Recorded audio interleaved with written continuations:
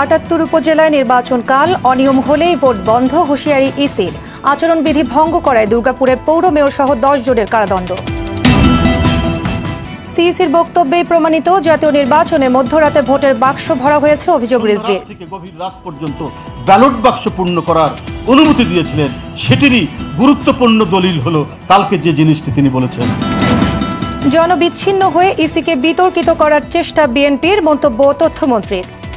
Seal মারা হয়েছে বা অন্যান্য যে প্রশ্নগুলো দাঁড়ায় সেই প্রশ্নগুলো থাকবে না, সেটি তিনি বলতে চেয়েছেন বলে আমি মনে করি। বা তার বক্তব্যের ব্যাখ্যা তিনিই ভালো দিতে পারবেন। শেষ মুহূর্তে জমজমাট ডাকসু নির্বাচনের প্রচার, কাল সন্ধ্যা থেকে ২৪ ঘণ্টা ঢাকা বিশ্ববিদ্যালয় এলাকায় বন্ধ সব ধরনের যান চলাচল। এবং শুধু আইন করে নারীর প্রতি সহিংসতা বন্ধ করা যাবে না, প্রয়োজন সচেতনতা, বললেন প্রধানমন্ত্রী। ভয় না পেয়ে অধিকার আদায় করে দেওয়ার পরামর্শ।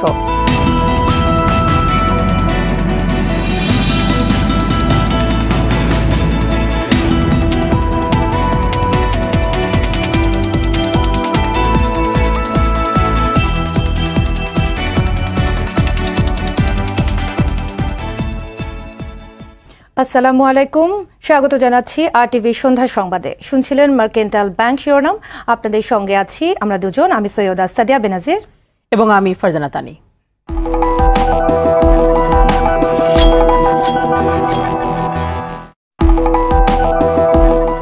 সংবাদে এছাড়াও থাকছে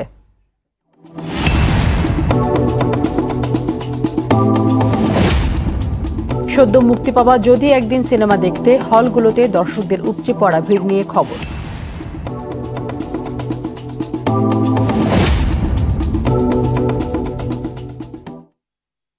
চলে যাচ্ছি বিস্তারিত সংবাদে। পঞ্চম উপজেলা পরিষদের প্রথম ধাপের নির্বাচন কাল। ভোট নেওয়া হবে ৭৮টি উপজেলায়। সকাল থেকে এসব উপজেলায় কেন্দ্রে কেন্দ্রে পাঠানো হয়েছে নির্বাচনী সরঞ্জাম, জোরদার করা হয়েছে নিরাপত্তা ব্যবস্থা। এদিকে আচরণবিধি লঙ্ঘনের দায়ে রাজশাহীর দুর্গাপুরে পৌর মেয়র ও ইউপি চেয়ারম্যান সহ ১০ জনকে ৫ দিনের কারাদণ্ড দিয়েছেন ভ্রাম্যমাণ আদালত। আরও দেখুন মাসুদ মুস্তাহিদের রিপোর্টে। রিটার্নিং কর্মকর্তার কার্যালয় থেকে পুলিশ পাহারায় কেন্দ্রে কেন্দ্রে চলে যাচ্ছে ব্যালট বাক্স, সিল, অমোচনীয় কালিসহ ভোট গ্রহণের সব উপকরণ। এ উপলক্ষে নাটোরের ৫ উপজেলার প্রিজাইডিং অফিসারদের কাছে হস্তান্তর করা হয় নির্বাচনী সামগ্রী। হবিগঞ্জের ৮টি উপজেলায় নির্বাচনী দায়িত্বে থাকা আইনশৃঙ্খলা বাহিনীর সদস্যরা নির্বাচনী সরঞ্জাম বিতরণ করেন। কুড়িগ্রামের ৮টি উপজেলায় ৩টি পৌরসভা সহ ৬৭টি ইউনিয়নে মোট ভোটার সংখ্যা ১৪,২০,৬০৭ জন। নেত্রকোনার ৮টি উপজেলার নির্বাচনে প্রশাসনের পক্ষ থেকে সব রকমের প্রস্তুতি সম্পন্ন করা হয়েছে বলে জানান এই কর্মকর্তা। আমরা অবশ্যই আইন শৃঙ্খলা বাহিনী যতভাবে মোতায়েন করা দরকার, বিজিবি, র্যাব, পুলিশ সকল বাহিনী সমন্বয়ে আমরা একটি সুষ্ঠু শান্তিপূর্ণ পরিবেশে ভোট নিতে পারবো বলে আশা করি। পঞ্চগড়ের ৫ উপজেলা জুড়ে ১১ প্লাটুন বিজিবি, র্যাবের ১০টি স্ট্রাইকিং ফোর্স, পুলিশের ভ্রাম্যমাণ টিম সহ ১৭ জন নির্বাহী ম্যাজিস্ট্রেট ও ৫ জন জুডিশিয়াল ম্যাজিস্ট্রেট দায়িত্ব পালন করবেন। নির্বাচন সুষ্ঠুভাবে সম্পন্ন করতে রাজশাহীর ৮টি উপজেলায় নেওয়া হয়েছে কঠোর নিরাপত্তা ব্যবস্থা। এছাড়া লালমনিরহাটের ৫টি, সিরাজগঞ্জের ৮টি ও নীলফামারীর ৬টি উপজেলার ভোট কেন্দ্রগুলোতে পৌঁছে গেছে নির্বাচনী সামগ্রী। এদিকে নির্বাচনী আচরণবিধি লঙ্ঘনের দায়ে রাজশাহীর দুর্গাপুরের পৌর মেয়র ও ইউপি চেয়ারম্যান সহ ১০ জনকে ৫ দিনের বিনাশ্রম কারাদণ্ড দিয়েছে ভ্রাম্যমাণ আদালত। দুর্গাপুর পৌর ভবন থেকে তাদের আটক করা হয় বলে জানায় জেলা police super Mohammad Shahidullah. Masud Mustahid, RTV। উপজেলা নির্বাচনে ভোট দিতে বাধা দিলে কঠোর ব্যবস্থা নেওয়ার হুঁশিয়ারি দিল নির্বাচন কমিশন। পাশাপাশি অনিয়ম হলে ভোট বন্ধ করে দেওয়া হবে বলেও জানান নির্বাচন কমিশনের অতিরিক্ত সচিব মোখলেসুর রহমান। বিকেলে নির্বাচন কমিশন ভবনে সংবাদ সম্মেলনে এমন হুঁশিয়ারি দেন তিনি। দায়িত্ব পালনে অবহেলা করলে সংশ্লিষ্ট কর্মকর্তাদের জবাবদিহি করতে হবে বলেও জানান অতিরিক্ত সচিব।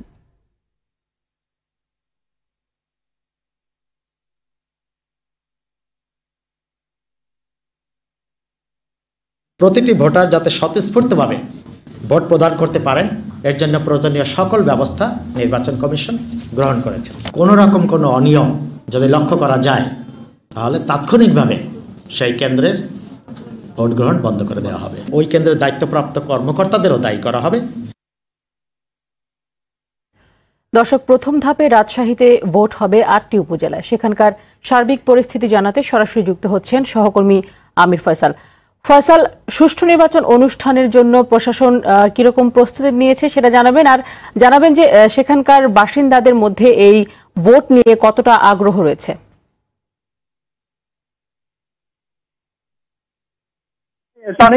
আপনারা জানেন যে রাজশাহীর মোট 9টি উপজেলার মধ্যে 8টি উপজেলায় ভোট আগামীকাল সকাল থেকেই শুরু হবে, যা একটানা চলবে বিকেল 4টা পর্যন্ত। আজকে সারাদিন ব্যাপী বিভিন্ন উপজেলার, রাজশাহীর 8টি উপজেলার বিভিন্ন কেন্দ্রগুলোতে পাঠানো হয়েছে ভোটার সরঞ্জামগুলো। এখানে বলা যায় যে রাজশাহীতে এই 8টি উপজেলাতে 522টি ভোট কেন্দ্র রয়েছে, যেখানে 13,96,766 জন তাদের ভোটাধিকার প্রয়োগ করবেন। বলে রাখা যায় যে রাজশাহীতে 63 জন বিভিন্ন চেয়ারম্যান, ভাইস চেয়ারম্যান এবং মহিলা ভাইস চেয়ারম্যান পদে তারা তাদের প্রতিদ্বন্দ্বী হিসাবে ভোটে অংশগ্রহণ করছেন। বলা যায় যে রাজশাহীতে 18টি চেয়ারম্যান পদের মধ্যে 16টি পদের চেয়ারম্যানদের মাঝে তাদের ভোট যুদ্ধ হবে এবং 2টি উপজেলার চেয়ারম্যান এখন পর্যন্ত তাদের বিনা প্রতিদ্বন্দ্বিতায় তারা এখানে জিতেছেন। তাদের কোনো প্রতিদ্বন্দ্বী না থাকায় তারাই চেয়ারম্যান হিসাবে নির্বাচিত হয়েছেন। একইরূপ আরো 2টি উপজেলায় মহিলা ভাইস চেয়ারম্যান পদে তারা বিনা প্রতিদ্বন্দ্বিতায় তারা জিতেছেন। এই ছিল বলা যায় যে রাজশাহীর অবস্থা। আর এর পাশাপাশি বলা যায় যে রাজশাহীর এই উপজেলাগুলোতে আইন শৃঙ্খলা রক্ষা হচ্ছে যারা নিয়োজিত রয়েছেন প্রতিটি কেন্দ্রেই সেখানে পাঠানো হয়েছে। রাজশাহী জেলাতে 2000 পুলিশ সদস্য এখানে তারা ভোট কেন্দ্রগুলো পাহারা দিবেন, সাথে থাকবেন এই আনসার এবং স্ট্রাইকিং ফোর্স থাকবেন 19 প্লাটুন বিজিবি, যা কিনা প্রত্যেকটি উপজেলাগুলোতেই তারা তাদের টহল শুরু করেছেন। আর এদিকে বলা যায় ফয়সাল, ধন্যবাদ আপনাকে। দর্শক, রাজশাহী থেকে সেখানকার নির্বাচনের খবরাখবর জানাচ্ছিলেন সহকর্মী আমির ফয়সাল। প্রধান নির্বাচন কমিশনারের নির্দেশেই জাতীয় নির্বাচনের আগে মধ্যরাতে ভোটের বাক্স ভরা হয়েছে। সিইসির বক্তব্যে তা প্রমাণ হয়েছে, এমন মন্তব্য করেছেন বিএনপির সিনিয়র যুগ্ম মহাসচিব রুহুল কবির রিজভী। বলেন, মধ্যরাতে জাল ভোটের যে অভিযোগ বিএনপি করে আসছিল তা মুখ ফসকে বলে ফেলেছেন CEC K M Nurul Huda. জনগণের আদালতে একদিন ভোট চুরির বিচার হবে বলেও জানান রিজভী। দুপুরে নয়াপল্টনে এক সংবাদ সম্মেলনে এসব কথা বলেন তিনি। আপনার এই বক্তব্যটি গুরুত্বপূর্ণ দলিল হয়ে থাকলো জাতির কাছে যে একজন নির্বাচন কমিশনার একটি নির্বাচনে জনগণের ভোটাধিকার বঞ্চিত করে কি করে মধ্যরাতে, সন্ধ্যা রাত থেকে গভীর রাত পর্যন্ত ব্যালট বাক্স পূর্ণ করার অনুমতি দিয়েছিলেন, সেটিরই গুরুত্বপূর্ণ দলিল হলো কালকে যে জিনিসটি তিনি বলেছেন যে ইভিএম প্রতিষ্ঠিত না হলে এর মিডনাইট নির্বাচনের ঝুঁকি কমবে না। এটা একটি অকাট্য দলিল হয়ে থাকবে। এদিকে জনবিচ্ছিন্ন হয়ে বিএনপি ইসিকে বিতর্কিত করার পায়তারা করছে বলে অভিযোগ করেছেন তথ্যমন্ত্রী ডক্টর হাসান মাহমুদ। রাজধানীর গুলশানে একটি হোটেলে জলবায়ু বিষয়ক সেমিনার শেষে সাংবাদিকদের প্রশ্নের জবাবে এই অভিযোগ করেন তিনি। এ সময় নির্বাচন ব্যবস্থা অবনতির দিকে যাচ্ছে প্রধান নির্বাচন কমিশনারের এমন বক্তব্যের সঙ্গে দ্বিমত পোষণ করেন তথ্যমন্ত্রী। অনেক দেশের চেয়ে বাংলাদেশের নির্বাচন ব্যবস্থা ভালো বলে দাবি করেন হাসান মাহমুদ। স্থানীয় নির্বাচনগুলোতে বিএনপি অংশ না নিলে দলটির অস্তিত্ব বিলীন হয়ে যাবে বলেও মন্তব্য করেন তথ্যমন্ত্রী।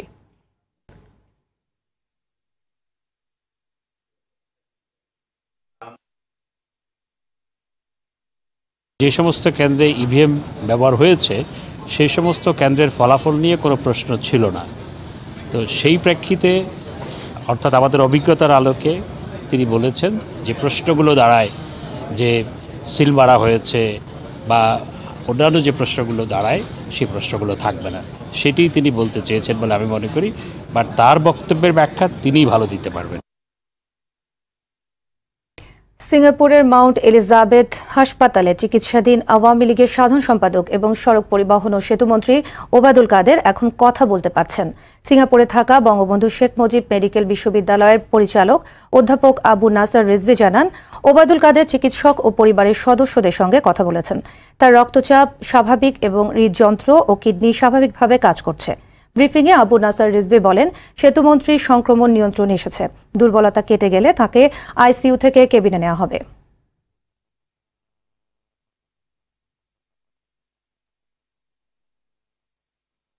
শেষ মুহূর্তে প্রচারে যেন দম ফেলার সময় নেই ঢাকা বিশ্ববিদ্যালয় কেন্দ্রীয় ছাত্র সংসদ, ডাকসু ও হল সংসদ নির্বাচনের প্রার্থীদের।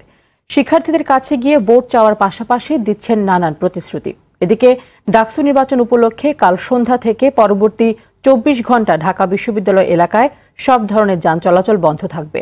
নির্বাচনে আইন শৃঙ্খলা ঠিক রাখতে বিশ্ববিদ্যালয় ও প্রধান নির্বাচন কমিশনারের নির্দেশ অনুযায়ী ব্যবস্থা নেওয়া হবে বলে জানান ডিএমপি কমিশনার। আপেল সাহেবের রিপোর্ট। প্রচার প্রচারণা ও স্লোগানে মুখর ঢাকা বিশ্ববিদ্যালয় ক্যাম্পাস। প্রতীক্ষিত ডাকসু নির্বাচনকে ঘিরে চলছে শেষ মুহূর্তের প্রচারণা। নির্বাচনে অংশ নেয়া ছাত্রলীগ সহ বিভিন্ন ছাত্র সংগঠন ভোট চাইছেন ভোটারদের কাছে। ঢাকা বিশ্ববিদ্যালয়ের শিক্ষার্থীদেরকে আহ্বান জানাবো যে আমরা আপনাদের স্বার্থ রক্ষার জন্য কাজ করেছি, আপনাদের ভোটাধিকার ফিরিয়ে আনাটাই আমাদের লক্ষ্য ছিল। 11ই মার্চের নির্বাচনে আপনারা সবাই ভোট দিতে আসুন, যোগ্য নেতৃত্ব বেছে নিন। ঢাকা বিশ্ববিদ্যালয়ের শিক্ষার্থীদের, মেধাবী শিক্ষার্থীদের নেতৃত্ব দিতে যারা সক্ষম। আমরা বলছি যে এই সকল যে পদক্ষেপগুলো গ্রহণ করা হচ্ছে, এই পদক্ষেপগুলো স্পষ্টতই একটি দলকে, নির্দিষ্ট একটি দলকে ক্ষমতায় বসানোর জন্যই করা হচ্ছে বলে আমরা আশঙ্কা করছি। অপরাজেয় বাংলার সামনে ছাত্র দলের প্যানেল পরিচিতি সভা অনুষ্ঠিত হয়। গণতন্ত্রের স্বার্থে নির্বাচনে অংশ নিচ্ছে বলে জানায় তারা। আমরা বাংলাদেশের যে গণতান্ত্রিকহীন পরিবেশ, বাংলাদেশে যে ফেসিবাদ ভর করেছে, ওই ফেসিবাদী সরকারকে এই ডাকসু নির্বাচনের মাধ্যমে আমরা প্রতিহত করব সবাইকে নিয়ে ইনশাল্লাহ। ডাকসুর 25টি পদ ও হল সংসদের 13টি সহ একজন ভোটার ভোট দেবেন মোট 38টি। এদিকে শাহবাগ থানায় আসন্ন নির্বাচন ঘিরে সার্বিক আইনশৃঙ্খলা পরিস্থিতি নিয়ে সাংবাদিকদের সঙ্গে কথা বলেন ডিএমপি কমিশনার। আমাদের বিভিন্ন জায়গা ক্লাস্টারে পুলিশের সুদৃঢ় অবস্থান থাকবে এবং বিশ্ববিদ্যালয় কর্তৃপক্ষের অনুমতি ব্যতীত পুলিশ কোথাও মুভমেন্ট করবে না বা কোথাও প্রবেশ করবে না। কেন্দ্রগুলো সিসিটিভির আওতায় আনা হয়েছে এবং প্রত্যেকটি হলের গেটে যেখানে ভোটাররা প্রবেশ করবে তাদের আর্চওয়ে থাকবে এবং আর্চওয়েতে তল্লাশি সাপেক্ষে, মেটাল ডিটেক্টরের তল্লাশি সাপেক্ষে সকলকে ভিতরে যেতে দেওয়া হবে। Apple Shahriar, RTV, Dhaka. দর্শক, এই মুহূর্তে ঢাকা বিশ্ববিদ্যালয় ক্যাম্পাসে আছেন সহকর্মী AR বাদল। সেখান থেকে সরাসরি যুক্ত হচ্ছেন তিনি। বাদল, আজ রাত 12টায় তো প্রচার শেষ হচ্ছে, তো শেষ মুহূর্তে প্রার্থীরা কেমন ব্যস্ত সময় পার করছেন, আর প্রার্থীদের মধ্যে পাল্টাপাল্টি কোনো অভিযোগ আছে কিনা আমাদের জানান।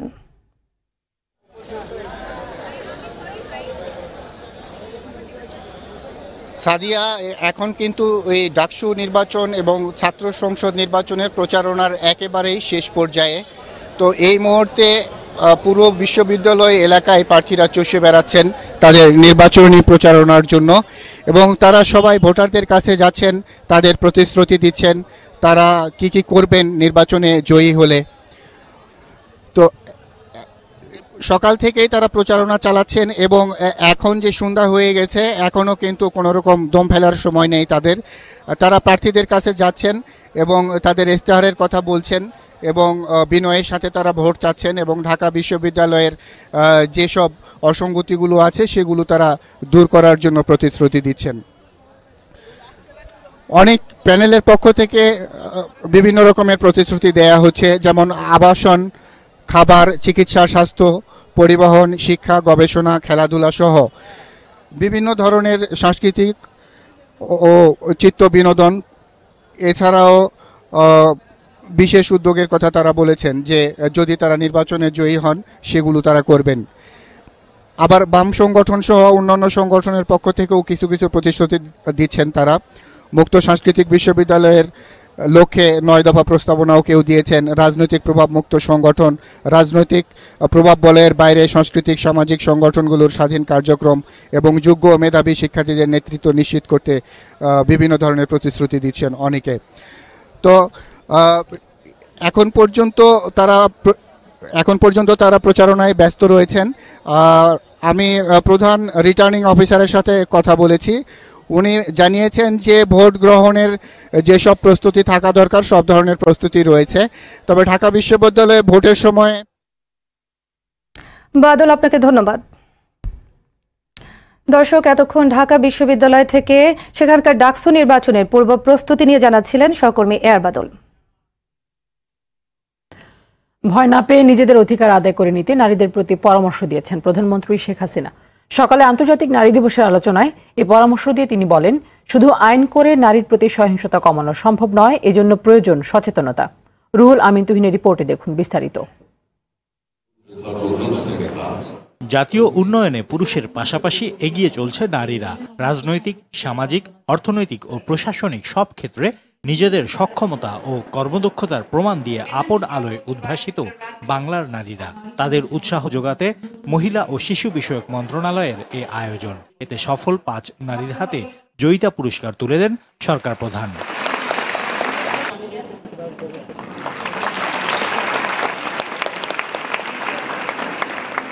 ধর্মের দোহাই দিয়ে নারীকে ঘরে বন্দী করে রাখার অপচেষ্টাকারীদের সমালোচনা করেন প্রধানমন্ত্রী। বলেন, সব ক্ষেত্রেই নারীরা এখন কৃতিত্বের সঙ্গে কাজ করছে। যদিও ক্ষমতা দিয়েছে, তবে সব জায়গায় ক্ষমতাটা তারা প্রয়োগ করতে অনেকে পারেন না। সেটা আমি বলবো যে যারা দায়িত্বে আছেন তাদের নিজেদের ক্ষমতাটা নিজেদেরকে অর্জন করে নিতে হবে। কেউ হাতে তুলে কখনো দেয় না। ইসলাম ধর্মের নামে কেউ কেউ এই নারীদেরকে ঘরে বন্দি করে রাখার কথা বলে। অনেক নেতারা নারীদের শিক্ষা বা নারীদের কর্মের বিরুদ্ধে কথা বলেন, কিন্তু তারা, আমি এটুকু বিশ্বাস করি যে তারা অন্তত এটুকু স্মরণ করবেন যে বিবি খাদিজাই তিনি কিন্তু প্রথম ইসলাম ধর্ম গ্রহণ করেন, আর তিনি একজন ব্যবসায়ী ছিলেন। তার অধীনে নবী করিম সাল্লাল্লাহু আলাইহি ওয়াসাল্লাম কিন্তু চাকরি করতেন। অধিকার আদায়ে নারীদের আপোষহীন হওয়ার পরামর্শ দেন প্রধানমন্ত্রী। সহিংসতার বিরুদ্ধে সামাজিক আন্দোলন গড়ে তোলার আহ্বানও জানান তিনি। আইন করলে বা এতে সহিংসতা অথবা বৈষম্য দূর হবে না। এর জন্য সমাজের সচেতনতা সৃষ্টি করা একান্তভাবে দরকার বলে আমি মনে করি। শিশু ধর্ষণ, নারী ধর্ষণ, এটা অত্যন্ত গর্হিত একটা কাজ। যারা এই কাজে লিপ্ত তাদের নাম, ধাম, চেহারা ভালোভাবে প্রচার করা। নির্যাতিতা নারী না, যে ধর্ষক তার পরিচয়, তার চেহারাটা এমনভাবে প্রচার করা এবং সমাজের প্রতি স্তরের মানুষ যেন তাকে ঘৃণার চোখে দেখে, এইভাবে তাকে একেবারে সমাজের বাইরে করে দেওয়া প্রয়োজন। এবারের আন্তর্জাতিক নারী দিবসে নিজের পাওয়া life time contribution for women empowerment অ্যাওয়ার্ডকে বিশ্বের নারী সমাজের প্রতি উৎসর্গ করেন প্রধানমন্ত্রী শেখ হাসিনা। রুহুল আমিন তুহিন, RTV, ঢাকা। সরকার আগামী 5 বছরে 1,28,00,000 তরুণের কর্মসংস্থান সৃষ্টির পরিকল্পনা নিয়েছে বলে জানিয়েছেন জাতীয় সংসদের স্পিকার ডক্টর শিরিন শারমিন চৌধুরী। এতে দেশের প্রতিটি উপজেলা থেকে সরকারি খরচে 1000 ব্যক্তি বিদেশে কর্মসংস্থানের সুযোগ পাবেন বলেও জানান তিনি। রাজধানীর একটি হোটেলে এক আন্তর্জাতিক সম্মেলনে বক্তারা বলেন, অর্থনৈতিক অগ্রগতিকে আরও বেগবান করতে কারিগরি শিক্ষা ও দক্ষতা উন্নয়নের বিকল্প নেই। দেশের 59% জনগোষ্ঠীকে শ্রমবাজারের চাহিদা উপযোগী শিক্ষা ও প্রশিক্ষণ নিশ্চিত করার আহ্বান জানানো হয়। বলেছেন, প্রশিক্ষিত জনশক্তি পারে টেকসই উন্নয়নের লক্ষ্য অর্জনে কার্যকর ভূমিকা রাখতে। অন্যান্যদের মাঝে পরিকল্পনা মন্ত্রী M A মান্নান, পররাষ্ট্রমন্ত্রী AK আব্দুল মোমেন, শিক্ষামন্ত্রী ডাক্তার দীপু মনি সহ অন্যরা অনুষ্ঠানে উপস্থিত ছিলেন।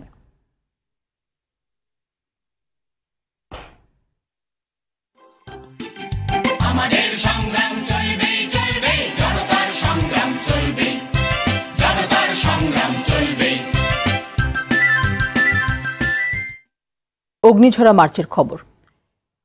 9 মার্চ 1971 ঘরে ঘরে উঠতে থাকে বাংলাদেশের মানচিত্র খচিত লাল সবুজ পতাকা। এই দিন বঙ্গবন্ধুর দেয়া কর্মসূচি অনুযায়ী দেশ জুড়ে হরতালে বন্ধ থাকে সচিবালয় সহ সব সরকারি, আধা সরকারি অফিস আদালত। মাওলানা আব্দুল হামিদ খান ভাসানী ও ন্যাপ নেতাদের সঙ্গে বৈঠকে বসে আওয়ামী লীগ।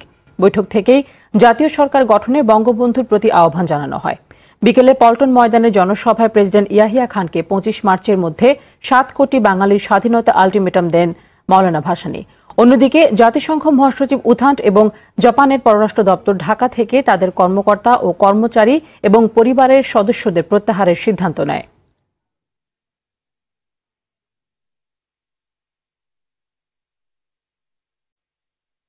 যদি একদিন সিনেমা মুক্তির দ্বিতীয় দিনেও রাজধানী সহ সারা দেশে হাউসফুল ছিল হলগুলো।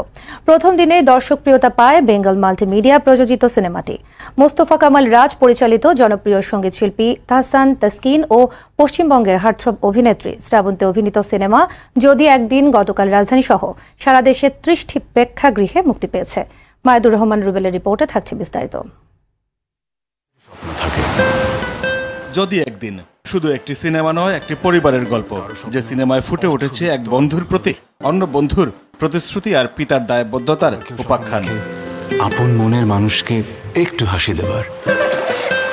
মুক্তির দ্বিতীয় দিনে বসুন্ধরার স্টার সিনেপ্লেক্সে সিনেমার প্রিমিয়ার শো উদ্বোধন করেন সংস্কৃতি প্রতিমন্ত্রী KM খালিদ। যদি একদিন সিনেমা প্রেমীদের আবারও হলমুখী করবে বলে আশা প্রতিমন্ত্রীর। প্রত্যেকটি উপজেলায় একটি মাল্টিপারপাস হল আমরা করতে চাচ্ছি। সেই প্রকল্প আমরা হাতে, যেখানে সাংস্কৃতিক কর্মকাণ্ড হবে এবং একটি ছোট্ট একটা সিনে কমপ্লেক্স থাকবে। যে সিনেমা হলে বাংলা সিনেমা দেখার যে উদ্যোগটি নিয়েছে, আশা করি RTV এইরকম যে উদ্যোগটা এটা অব্যাহত রাখবে।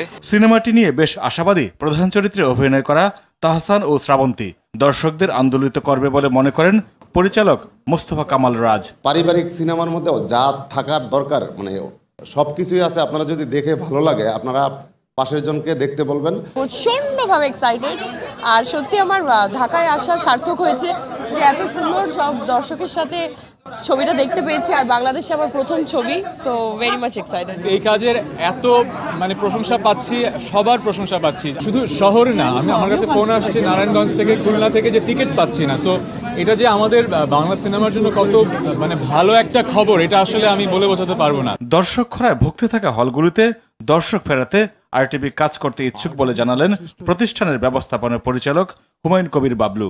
RTV এবং বেঙ্গল মাল্টিমিডিয়া ভালো প্রয়াস সে সাথে থাকবে, ভালো কিছু সাথে থাকবে। আমরা সামনের দিকে আরো ভালো ভালো ছবি করব ইনশাআল্লাহ, আপনারা আমাদের সাথেই থাকবেন। ছবির প্রযোজক প্রতিষ্ঠান বেঙ্গল মাল্টিমিডিয়ার পক্ষে RTVর প্রধান নির্বাহী কর্মকর্তা জানালেন বাংলা সিনেমাকে এগিয়ে নিতে পাশে থাকবে RTV। অনেকদিন পর চলচ্চিত্রের সুবাতাস, এবং যদি একদিন সেই সুবাতাস নিয়ে এসছে, সেই সুবাতাস যেন চলতে থাকে আমাদের বাংলাদেশের মানুষের জন্য, আমাদের সাংস্কৃতিক অঙ্গনে। সিনেপ্লেক্স ও সিনেমা হল মিলিয়ে দেশের 30টি পর্দায় প্রদর্শিত হচ্ছে ত্রিভুজ প্রেমের এই গল্প। আসলে ফ্যামিলি এন্টারটেইনমেন্ট আমাদের দেশ থেকে তো চলেই গিয়েছে, হলে এসে সবাইকে নিয়ে দেখা, তো আমার মনে হয় যে সবাই লাইক করবে, সবাই পছন্দ করবে। সিনেমাটা দেখে যেটা মনে হয়েছে যে অনেক ইমোশন, আমাদের দেশের সিনেমা প্রত্যেকেরই দেখা উচিত। অবশ্যই এই ধরনের সিনেমা আমাদেরকে আশা জায়গায় মনে। আমি তো কাঁদতে কাঁদতে চোখ ফুলে ফেলেছি। প্রত্যেকটা বাবা এবং প্রত্যেকটা মেয়ের একসঙ্গে এসে এটা দেখা দরকার। সিনেমাটিতে বাবা মেয়ের সম্পর্কের রসায়ন দেখে আপ্লুত দর্শকরা। এই ধরনের ছবি বেশি বেশি নির্মিত হলে সিনেমা প্রেমীরা হলমুখী হবে বলে মনে করেন পরিবেশকরা। গতকালকে যে ছেলটা ছিল, আজকে প্রতিটা জায়গায় তার চেয়ে ছেল বেশি। ছবি যেভাবে মেকিং হয়েছে, যেভাবে ছবি তৈরি করেছে, দর্শকদের যে অভিমত, তাতেই ছবিটি চলবে। সিনেমা হলে দেখা একটা আলাদা একটা ফিলিং এবং আলাদা একটা মজা, এই কারণে সিনেমা হলে দেখতে এসেছি। এক কথায় হচ্ছে মাইন্ড ব্লোয়িং। যদি একদিন দেখতে দেশের প্রায় প্রতিটি হলে দর্শনার্থীদের ভিড় ছিল উপচে পড়া। দর্শকদের হৃদয় নাড়িয়ে দেবে যদি একদিন, তবেই সার্থক হবে সবার প্রচেষ্টা। আরও এক ধাপ এগিয়ে যাবে বাংলা চলচ্চিত্র। মাইদুর রহমান রুবেল, RTV, ঢাকা। দর্শক, এই মুহূর্তে যমুনা ফিউচার পার্কের ব্লকবাস্টার সিনেমা হলে আছেন সহকর্মী খান আলামিন, সরাসরি যুক্ত হচ্ছেন তিনি। আলামিন, আমরা গতকাল দেখেছি দেশে প্রায় সবকটি প্রেক্ষাগৃহ যেখানে যেখানে এই ছবিটি মুক্তি পেয়েছে, সবখানে উপচে পড়া ভিড় ছিল এবং অনেক দর্শক অভিযোগ করেছে যে তারা টিকিট কিনতে পাননি। আজকে সেই চিত্রটা কেমন এবং এই সিনেমাটা নিয়ে আসলে দর্শকদের মধ্যে আগ্রহ কেমন?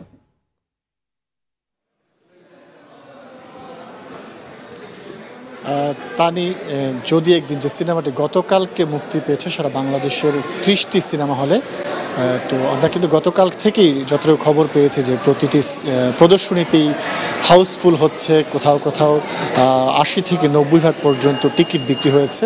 তো আজকে একদিন পরে অবশ্যই কিন্তু এই সিনেমার প্রতি দর্শকদের যে আগ্রহ, সেই আগ্রহে বলা যাচ্ছে না এখন পর্যন্ত কোনো কমতি রয়েছে। আমি এখন যমুনা ফিউচার পার্কের যে ব্লকবাস্টার সিনেমাস রয়েছে সেখানে আছি। তো আমরা জানি যে এখানে মোট 7টি প্রদর্শনীর অডিটোরিয়াম রয়েছে। তো সেই 7টির মধ্যে 2টি অডিটোরিয়ামে আজকে যদি একদিন প্রদর্শনী হচ্ছে।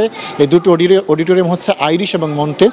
তো এই দুটি অডিটোরিয়ামে এখন পর্যন্ত 4টি প্রদর্শনী চলছে। সকাল থেকে দুপুর পর্যন্ত 2টি প্রদর্শনী হয়েছে এবং এখন 2টি প্রদর্শনী চলছে। যে দুটি প্রদর্শনী শুরু হয়েছে 5টা 10 এবং 4টা 50 এবং আরও দুটি প্রদর্শনী রয়েছে, একটি 7:30 এবং আরেকটি 7টা 50 শুরু হবে। তো আমরা এই ব্লকবাস্টার সিনেমাসের যারা টিকিট বুকিংয়ের দায়িত্বে আছেন তাদের সাথে কথা বলেছি, যতটুকু জানতে পেরেছি যে প্রতিটি প্রদর্শনীতেই কিন্তু দর্শকদের আগ্রহ লক্ষ্য করা গেছে। আমরা জানি যে এখানে যে প্রদর্শনী কেন্দ্রগুলো রয়েছে প্রতিটিতে 280টি করে আসন রয়েছে। তো বুকিং কাউন্টার থেকে আমাদেরকে জানানো হয়েছে যে প্রতিটিতেই 150 থেকে 200 কিংবা তারও বেশি টিকিট কিন্তু প্রতিটি প্রদর্শনীতেই বিক্রি হয়েছে। আমাদেরকে এই ধরনের একটি তথ্য জানিয়েছেন এবং তারাও কিন্তু দর্শকদের কাছ থেকে একটা ফিডব্যাক নেওয়ার চেষ্টা করেন প্রতিটি প্রদর্শনীর পরপরই। তো প্রতিটি দর্শকের কাছ থেকে যে ধরনের একটি ফিডব্যাক পাওয়া যাচ্ছে সেটি হচ্ছে যে আসলে বাংলা চলচ্চিত্রে ভালো চলচ্চিত্র আসে না কিংবা ভালো চলচ্চিত্র নির্মাণ করা হয় না, যার কারণে তারা সিনেমা হলে আসতে পারেন না। তবে গত ঈদের পর থেকে অর্থাৎ কুরবানির যে ঈদ গেছে সেই ঈদের পর থেকে এই যদি একদিন সিনেমাটি মুক্তি পাওয়ার আগ পর্যন্ত তেমন কোনো সিনেমা দর্শকের চিত্তে নাড়া দিতে পারেনি, কিন্তু এই যদি একদিন দেখার পরে প্রত্যেকেই কিন্তু এক ধরনের সন্তুষ্টির ঢেকুর তুলছেন। তারা বলছেন যে দীর্ঘদিন পরে হলে একটি ভালো সিনেমা এসেছে এবং সেটি দেখে তারা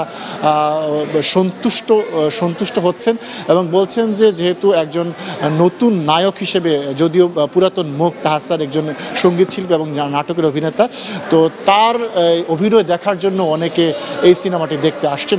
সব মিলিয়ে এখন পর্যন্ত এই যদি একদিন সিনেমার যে দর্শক আগ্রহের কথা সেটি তুঙ্গে আছে বলা যায় এবং সবাই প্রত্যাশা করছে যে এই পুরো সপ্তাহটি দর্শকদের মাঝে একটি আগ্রহের যে ভাব সেটি ধরে রাখতে পারবে এই যদি একদিন সিনেমাটি।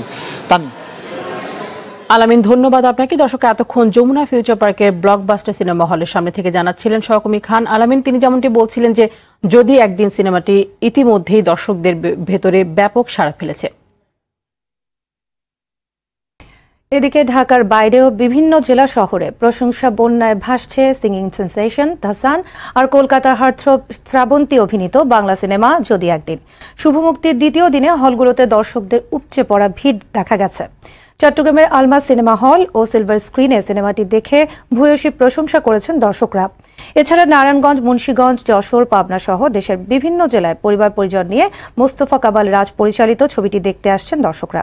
এদিকে দীর্ঘদিন পর মানুষ হলমুখী হওয়ায় সন্তুষ্ট হল মালিকরা।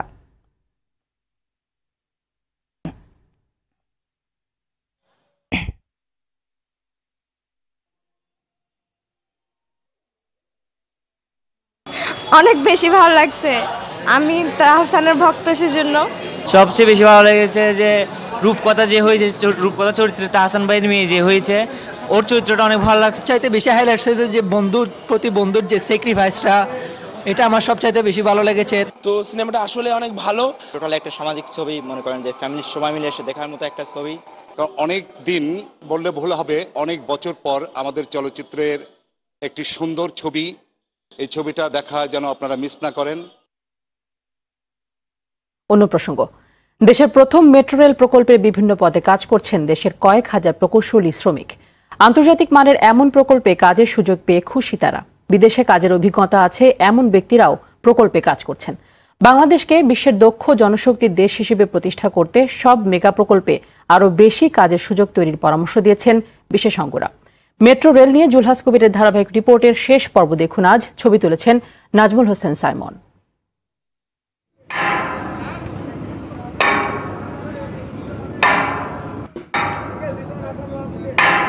ছোট্ট ছোট্ট বুননে প্রতিদিন একটু একটু করে বড় হচ্ছে স্বপ্ন। ঢাকাবাসীর স্বপ্ন পূরণে দেশি প্রকৌশলী শ্রমিকদের এমন অক্লান্ত পরিশ্রম, তাদের মেধা আর শ্রমে ঘামে দৃশ্যমান হচ্ছে মেট্রো রেল প্রকল্প। আমি মহাখালী ফেলাবার কাজ করতাম, ওখান থেকে অভিজ্ঞতার কারণে আমি এখানে কাজ পাইছি। সুযোগ সুবিধা এখানে ভালো মনে করছি, তার জন্য এখানে জব করছি, ইন্টারভিউ দিলাম, দেওয়ার পরে এখানে সিলেক্ট হওয়ার পরে আমি আর বাইরে যাইনি। আমি সিঙ্গাপুরে ছিলাম, তো ওখান থেকে আসার পরে দেখি সেম কাজ। যানজট নিরসনে আসছে মেট্রো রেল। এই স্বপ্ন কেবল রাজধানীবাসীর নয়, পুরো দেশবাসীর। তাই এতে কাজের সুযোগ পেয়ে খুশি সবাই। খুবই খুশি দেশের মাটিতে এত বড় একটা প্রজেক্টে কাজ করতে পেরে। এখানকার অভিজ্ঞতা অবশ্য অন্য কোনো কোম্পানি, আইটিডি বা যে কোনো কোম্পানিতে গেলে আমি কাজ পাবো। এর আগে সিঙ্গাপুরে ছিলাম আর কি, ওখানে একটা ইন্টারন্যাশনাল প্রজেক্টে কাজ করছি। বাইরের যে কোনো রাষ্ট্রে এর সার্টিফিকেট বা এখানকার আপনার এক্সপিরিয়েন্স গ্রহণযোগ্য আর কি। আমি মালদ্বীপ ছিলাম, তো ওখানকার থেকে এখানে অনেক ভালো এবং সব দিকে সুবিধা। প্রকল্পের নির্মাণ কাজ শুরুর পর থেকে প্রতিদিন নানা পদে কাজ করছেন কয়েক হাজার শ্রমিক। বিদেশিদের সঙ্গে কাজ করতে করতে বেশ অভিজ্ঞ এখন তারা। যারা বিদেশে কাজ করত সেই সকল বাংলাদেশি শ্রমিকেরা এখন ফিরতে শুরু করেছে অনেকেই বাংলাদেশে, এবং তারা বলছেন যে বাংলাদেশে বসেই তারা বিদেশের সুযোগ সুবিধা পাচ্ছেন।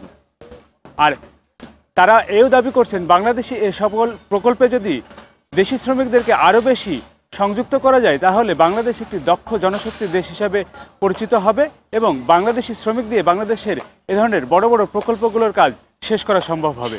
কাজ করছেন দেশীয় প্রকৌশলীরাও। তারা বললেন আগামীতে এমন যে কোনো প্রকল্প তারাই বাস্তবায়ন করতে পারবেন। নেক্সট প্রজেক্ট যে এমআরটি যে লাইনগুলো হবে তাতে এই লোকগুলাই সেখানে কাজ করার সুযোগ হবে। মেইন কাজগুলো কিন্তু করছে আমাদের বাংলাদেশি ওয়ার্কাররাই। এরা একদিন এমন এক্সপার্ট হয়ে যাবে যে আমাদের পরবর্তীতে আর বিদেশি ওয়ার্কার বা বিদেশি টেকনোলজি টেকনিশিয়ানের প্রয়োজন হবে না।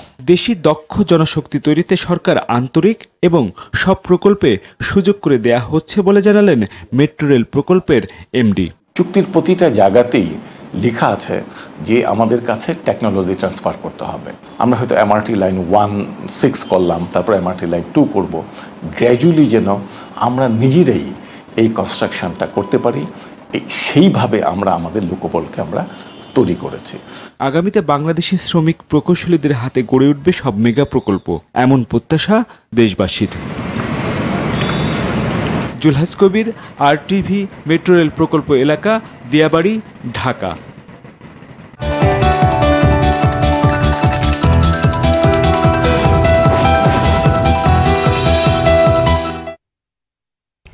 এবার মধুমতি ব্যাংক বাণিজ্য সংবাদ। অতিবৃষ্টিতে রাজবাড়ীতে ব্যাপক ক্ষয়ক্ষতি হয়েছে পেঁয়াজ রসুনের। 5 উপজেলার 10,000 হেক্টর জমির ফসল পানিতে ভেসে যাওয়ায় বিপাকে আছেন কৃষকরা। মূলধন না ওঠার শঙ্কায় আছে অনেকে। রাজবাড়ী প্রতিনিধির পাঠানো তথ্যচিত্রে জানাচ্ছেন মাসুদ মুস্তাহিদ। গেল কয়েকদিনের অতিবৃষ্টিতে ব্যাপক ক্ষতি হয়েছে রাজবাড়ীর কৃষকদের। পানিতে ভেসে গেছে জমির ফসল, যা আছে তা রক্ষায় এখন ব্যস্ত সময় পার করছেন কৃষকরা। জেলার বালিয়াকান্দি ও কালুখালী উপজেলায় পেঁয়াজ রসুনের ক্ষেত বেশি ক্ষতিগ্রস্ত হয়েছে। 2 উপজেলার 14টি ইউনিয়নের মধ্যে বোয়ালিয়া, মাঝবাড়ি, মৃগী ও শাওরাইল ইউনিয়নে সবচেয়ে বেশি ক্ষতি হয়েছে। এখানকার 5টি গ্রামের মানুষের প্রায় 5 শতাধিক একরের পেঁয়াজ ও রসুন বৃষ্টিতে তলিয়ে গেছে। বৃষ্টিতে আমাদের মাঠ আমরা কৃষক একদম ঘরে পড়ি, মানে একদম মরার উপরে হয়ে গেছে। এক পাখি জমিতে 20-15 হাজার টাকা খরচ হয়ে যায় দানা মানা দিয়ে। আমরা 200 টাকা মন যদি বেশি তাহলে আমাদের তো নিবি না কেউ। মানে বৃষ্টির পানি পয়সা যাবে বিদায় এলে আমরা এগুলো মানে অতিরিক্ত এসে উঠেতেছি, মানে খেতে তো পানিটা শুকানো অনেক দেরি হবে। অবস্থা বেগতিক দেখে কৃষকদের দুঃখ দুর্দশা দেখতে আসেন বালিয়াকান্দি উপজেলার এই কৃষি কর্মকর্তা। জমি ম্যাক্সিমামই ক্ষতিগ্রস্ত ওরকম হবে না। মনে করেন এক পাখি জমিতে 40 থেকে 45 মন এদিকে ফলন হয়তো, সেখানে দেখা যাচ্ছে 25 থেকে 30 মনের মধ্যে এরা ফলন পাবে। বৃষ্টির কারণে পেঁয়াজ রসুনের ফলন এবার কম হবে বলে জানান জেলা কৃষি বিভাগের এই উপপরিচালক। আমরা কৃষকদেরকে পানি বের করে দেওয়ার জন্য নালা করে, তারপরে আইল কেটে পানি বের করে দেওয়ার জন্য পরামর্শ দিচ্ছি। এটা কাটিয়ে ওঠার জন্য আমরা উপজেলা কৃষি অফিসারকে পরামর্শ দিচ্ছি, যারা উপজেলা নির্বাহী অফিসারের সাথে আলোচনা করে এটা ব্যবস্থা গ্রহণ করার জন্য। এই সুযোগে মধ্যস্বত্বভোগীরা যেন বাজারে দাম বাড়িয়ে অস্থিতিশীলতার সৃষ্টি না করতে পারে সেদিকে সজাগ থাকার পাশাপাশি কৃষকদের সহায়তায় প্রশাসনকে এগিয়ে আসার আহ্বান জানান স্থানীয়রা। মাসুদ মুস্তাহিদ, RTV। এরই সঙ্গে শেষ করছি সন্ধ্যার সংবাদ। তার আগে মার্কেন্টাইল ব্যাংক শিরোনামগুলো জানিয়ে দিচ্ছি আরও একবার।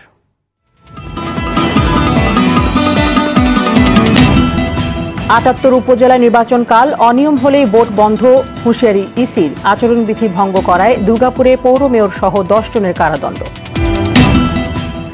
সিসির বক্তব্যে প্রমাণিত, জাতীয় নির্বাচনে মধ্যরাতে ভোটের বাক্স ভরা হয়েছে অভিযোগ রিজভির। জনবিচ্ছিন্ন হয়ে ইসিকে বিতর্কিত করার চেষ্টা বিএনপির, মন্তব্য তথ্যমন্ত্রীর।